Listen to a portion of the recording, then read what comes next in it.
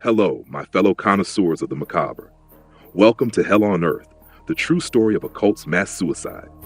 Today, we dive deep into one of the darkest corners of human manipulation, a cult whose collective decision to end their lives wasn't just a tragedy, but a mind-bending exercise in control, despair, and a twisted sort of liberation. Trust me, this story will play mind games with you, challenge your perception of free will, and leave you questioning the very nature of human obedience. In the early 1990s, in a small, seemingly normal town, a charismatic figure emerged from the shadows. He wasn't your typical preacher or politician. No, this guy was the embodiment of dark allure and psychopathic charm. He called himself Ezekiel Black, a man whose silver tongue could hypnotize even the most skeptical souls. Ezekiel founded the Promised Dawn, a cult that promised salvation through the ultimate sacrifice, the annihilation of the self.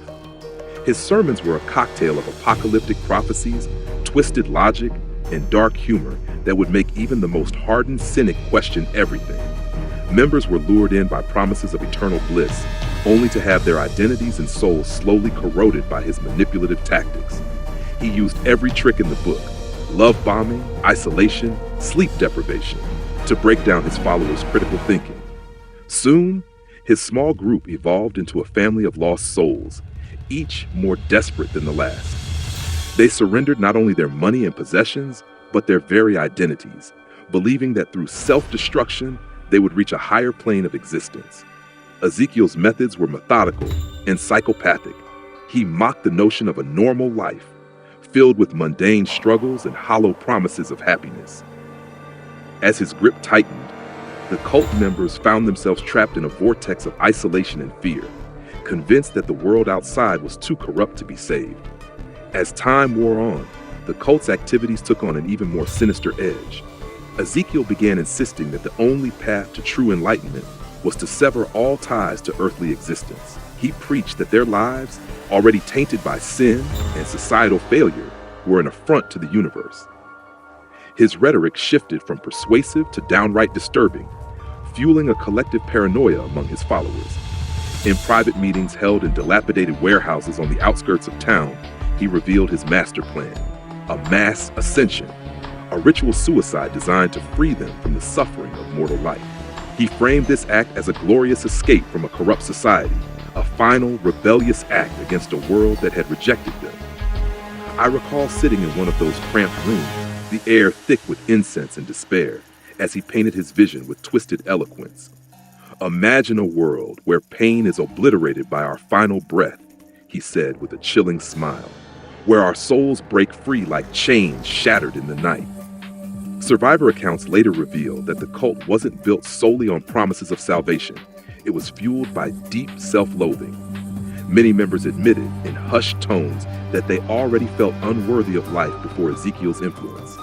The cult fed on that self-destruction, amplifying every dark thought until the line between voluntary sacrifice and manipulated coercion blurred into a sick, inescapable reality. Then came the day of no return. In a town already shrouded in whispered dread, the cult gathered in a derelict community center. The air was electric with both fear and twisted anticipation. Families of the cult members, if you could call them that, had long given up hope, their hearts heavy with the knowledge that something was terribly wrong. Hidden from prying eyes, I recorded every moment as the final act unfolded. The atmosphere was surreal, a blend of somber ritual and manic energy. Ezekiel, looking more spectral than ever, led his followers in final prayers and chants. His voice, usually dripping with dark humor, now carried the weight of inevitable doom. One by one, the members took their places at a long, scarred table. Their faces were blank, resigned. The silence in the room was almost palpable, until, as if on cue, they all ingested a potent, untraceable compound Ezekiel had presented as the gateway to enlightenment. For what felt like an eternity, the room became a theater of the absurd. Some wept uncontrollably, while others stared vacantly into space, eyes glazing over with the finality of their decision. Then, in a moment that shattered the carefully constructed facade of control, chaos erupted. Screams, the clatter of falling chairs, and a surge of panic filled the air. In that moment, everything collapsed. The mass suicide, more accurately a murder-suicide pact, was set into irreversible motion.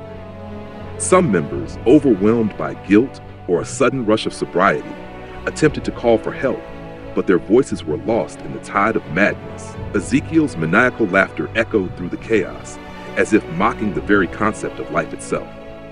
When the dust finally settled, investigators arrived to a scene that defied comprehension. A mass grave of broken bodies and shattered souls. The community was left scarred, forever altered by a tragedy that was as much a product of systematic brainwashing as it was of individual despair.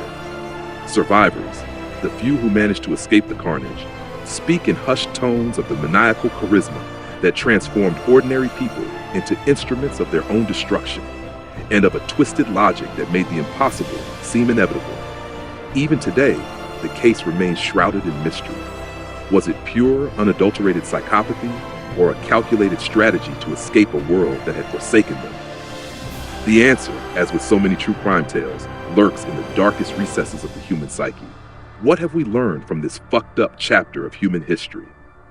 Sometimes, in the twisted mirror of society, the most terrifying monsters aren't those hiding in the shadows.